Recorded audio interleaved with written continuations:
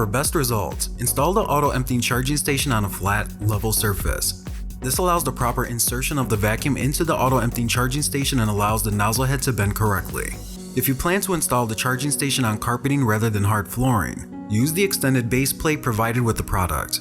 Without the extended base plate, the deep carpet pile may prevent the nozzle head from moving into the correct position to properly place the vacuum in the charging station. If not properly docked, the vacuum won't charge or empty properly, and the vacuum could fall and be damaged. Before moving the auto-emptying charging station and attaching the extended base plate, unplug the product. Attach the gaskets that came with your product to the 4 grooves on the rear of the base plate. Remove foreign substances from the grooves. Peel off the paper from the gasket and then attach the sticky side of the gasket to the base plate.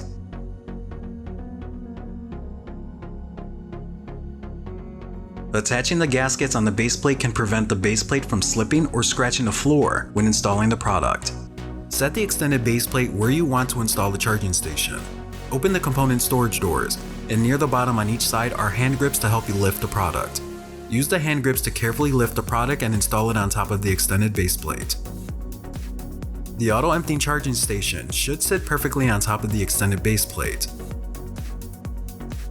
Once set, close the component storage doors.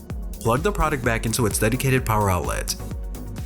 You can now insert the vacuum into the auto-emptying charging station, and the nozzle should sit correctly.